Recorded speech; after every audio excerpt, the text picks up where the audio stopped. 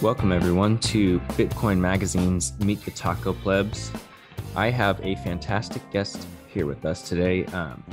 He's just recently joined the conference team here at BTC Media, and we're super happy to have him. He's on Twitter as Chad Capital, and we know him as Brad. Brad, do you want to introduce yourself real quick?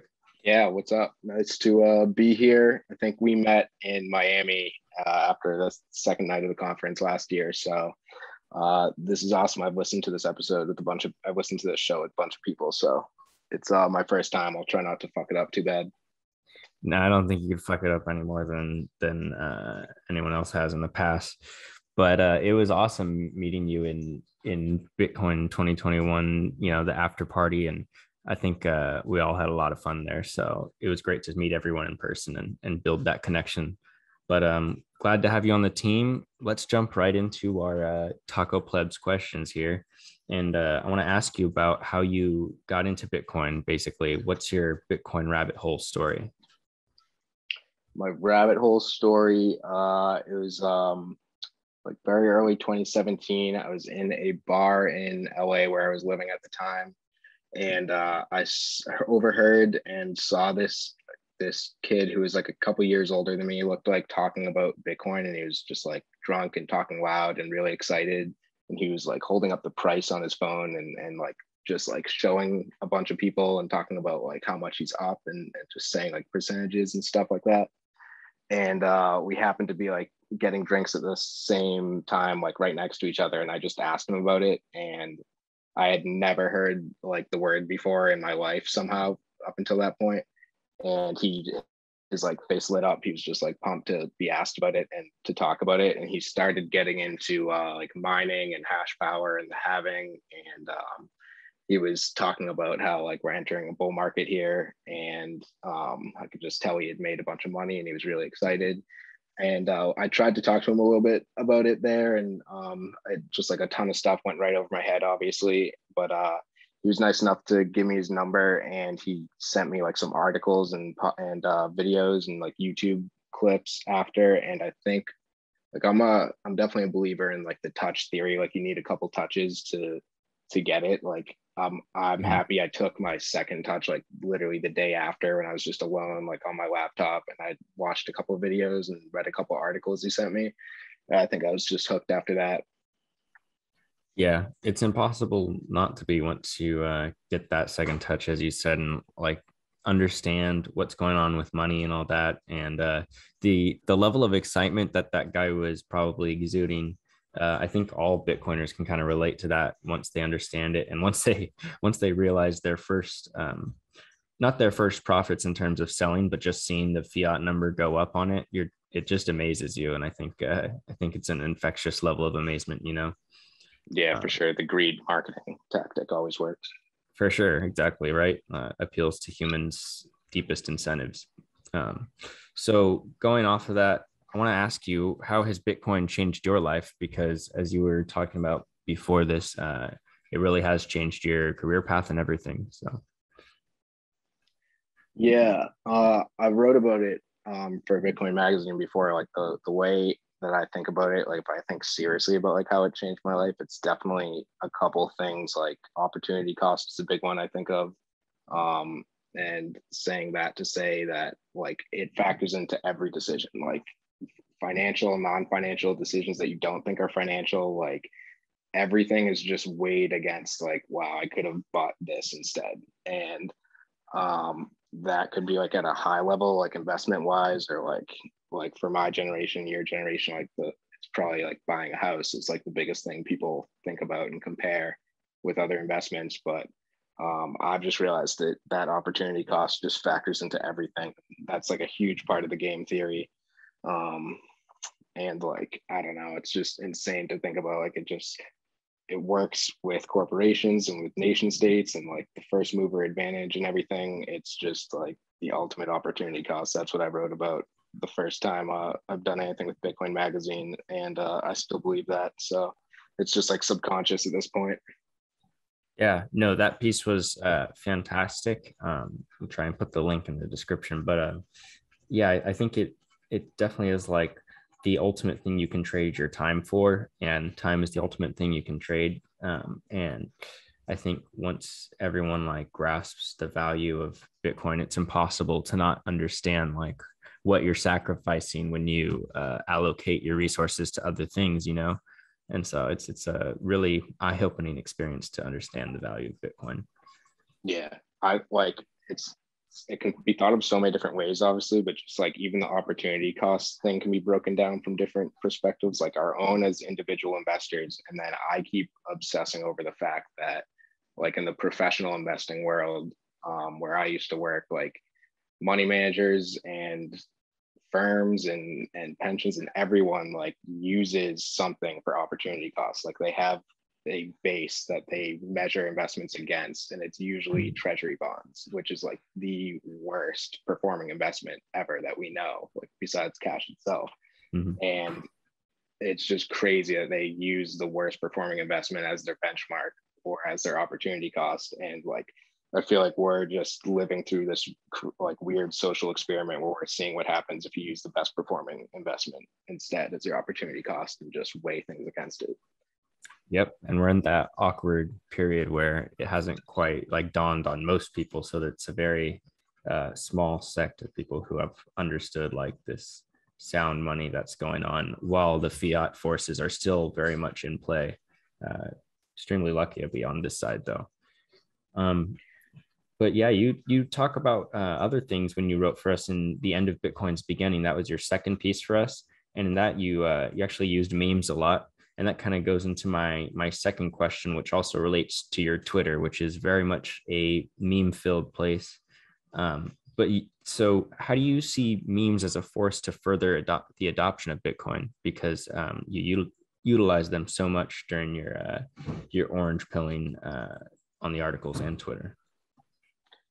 Yeah, I guess I did never thought about them like deeply until I heard other people like like only in Bitcoin, like our memers getting interviewed for some reason. It's hilarious. But like I heard other people talk about it and I agree that it's like way deeper than just laughing. But to start, I just thought they were fucking hilarious. And like I definitely subscribe to a picture says 1,000 words and like doing these video memes and like really in detail memes, like really niche stuff about like specific just shit that's going down, like with the vote we saw in Congress and everything. Like there were just such specific memes coming out, and that just happens with everything in Bitcoin. Like it's just you can say like a million words in a video or in a picture nowadays, and it's fucking awesome. So we like everyone knows we just live in like a meme economy and a meme world and a clown world right now. So like it's undeniable that they drive like actual change and decision making and like action from important people in the world, which is just like scary and funny, and it's just hilarious to just spend our time like waiting for hyper Bitcoinization and just like killing time on Twitter and just laughing all day about it. And just, yeah, like the laser eyes, obviously, like the meme factory guys, that's just insane that like they got senators and people to put that on, and like I don't know, they spread like wildfire. Like it's just the best. I love it. Yeah, I think like memes are super relatable, and that's why people love them. I mean, anyone from a senator to a pleb can relate to the laser eye adoption. And then, like you said, it's like a fiat world, of course, is only going to be best expressed by something like a meme, you know, and it's just so, like I said, relatable when we're experiencing like the strangeness of the events of our time.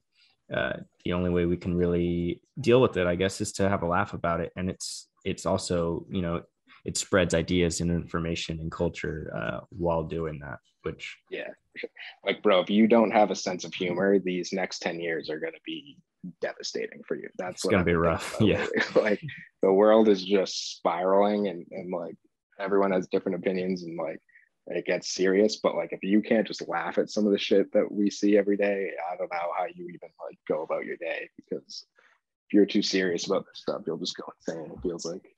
Seems like Bitcoiners have a good sense of humor. I think that's something that I've noticed is Bitcoiners have a good sense of humor. Oh yeah, like we'll just like Bitcoin will just drop 50%. And we'll just tell billionaires to have fun staying poor. Like, just makes you numb to like real world stuff. And it's also hilarious that like there's like different meme crews breaking out. Like I'm in like the meme tards, and it's just a bunch of people I've become friends with online. And you would like look at their feed if you didn't know what was going on and think these people are like very left bell curve, but they're like the smartest people ever. Like they understand Bitcoin for 99.9% of the world, and they're just joking about it on Twitter. It's great. Yeah, the meme factory and the meme tards and everyone who is on Twitter making those groups are some of my favorite people to watch. So it's hilarious to laugh at them and with them. So moving forward, I want to ask you about what you're most looking forward to in the Bitcoin space, because there's a lot going on, and there's just so many things to be excited about. Yeah, I'm looking forward to working in the space full time. Like that's all I've wanted to do since I got involved. And like with Bitcoin, I'm looking forward to see what happens with El Salvador. It seems like it's like a testing pot for the world, and like kind of how Bitcoin Beach was like a testing lab for if it could work at a bigger scale with El Salvador in general. It seems like El Salvador is like that for like the next couple nation states, and like MicroStrategy is like that for other corporations. So like once I don't know, we look back in like 3 or 4 years and the data is all like positive, and like crime rates have gone down and a ton of other positive stuff has happened. It's kind of like the testing grounds for like the fix the money, fix the world theory. So I'm pumped to see what happens with that. It's definitely on like a longer time frame, but I've been like trying to take Lightning and my node more seriously, and that's something I'm definitely excited for. So like I would say anyone thinking about that should go into like the Telegram Plebnet group, and like they were so helpful. So that's helped me a lot to like take Lightning more seriously and learn more about like routing and setting up for like thinking of it as a business like 5 years down the road. Yep. Highly recommend the Plebnet group. We've had articles from them, and they definitely understand Lightning, and we're lucky to work with them. So that is a great group to learn about Lightning. I agree that that's like definitely that in El Salvador is definitely the fix the money, fix the world in action. I mean, if the strike and lightning program that's going on there works out in any positive way, I mean, it's going to be undeniable. And so it'll be really cool to see the real world applications of what we talk about on Twitter, what we meme about, come true. And like you said, it will take a little bit of time, but at least for the end of the year, I wanted to know a price prediction from you, sir, and also one for the end of 2030. End of 2021. Well, I guess if I'm being honest, like I would say like 158K, because there's just an attraction to 58K as we've seen. Yes, of course. And we'll just throw an extra digit on that. We're going to go up and to the right is what I can guarantee. And end of 2030, I think we just stop pricing things in US dollars, and it wouldn't even make sense to say a number. Yeah, no, I'm totally with you. But 2030, it seems like such a long time away. I couldn't imagine that at that point we'd still be, trading any amount of sats for worthless fiat dollars, especially at the rate we're going. So it's fucked. It's like 8 years. Like it's actually not that long. Like the last 8 years flew by for me. So it's gonna creep up, and that's when like all this stuff comes to head. Like I think we have some debt that's due around then, and like that's the date that you see with like the World Economic Forum and a ton of stuff. So it'll be interesting. Maybe that's just like when the simulation shuts off or something. Yeah, that's when they try to force us at least all into the pods, and that's when the Bitcoiners rise up, I guess. Who knows? But yeah, I mean, there's so many things to be excited about, like you said before, El Salvador, the liquidation tweet. It's just there's a lot of things to be excited about, and a lot of things that will push the price up and to the right. So How about you? You have any predictions? Oh yeah, I mean, when Nick asked me last time when I did this podcast myself as the guest, I said 500K for 2021, and end of 2030, I was pretty much the same level as you. I said we wouldn't even really be evaluating it in US dollars anymore. I think for 2021, I'll revise a little bearish. I'd say like 250K would be maybe a really hopeful look. I personally, I think we might like shoot up to 250 and then recreate a base somewhere lower, but that's kind of speculation based off of nothing. So it's just what I think would happen. I mean, we shot up to 64 and then kind of retraced a bit, so wouldn't be totally impossible to do that on a bigger scale as we have this second leg. But I definitely think we are hitting a second leg in the bull market, so I'll be excited to do that. And Bitcoin Magazine will definitely be pumping out plenty of content to keep you busy during that bull market. Yeah, my number before this dip was definitely closer to like 500 or 600 by December 21, but Yep. I think it just gets pushed out. Like I don't think anything changes. I think it's just like Q1 22 blow off top, and like I think we still have cycles. Like I've seen good arguments against it, but I don't know. That's just intuition. And if we Right. get to 600K in the end of 2021, that would just be obscene. I would definitely buy a Absurd. chair or something. For sure. I mean, time to sit at that point. But Mhm. any last words about Bitcoin 2022? Because I'm not sure exactly what you can tell us from there, but I'd be interested to hear anything that you can. Yes, smash buy a ticket. Hit me up for a promo code, and it's gonna be huge. It's gonna be like 35,000 people. It's gonna be a little bit more separated from industry perspective and institution perspective versus retail, which is gonna be good. I think people didn't like how they were kind of like mashed together. Like I think the separation of days is gonna be awesome. The sponsors are gonna be more focused.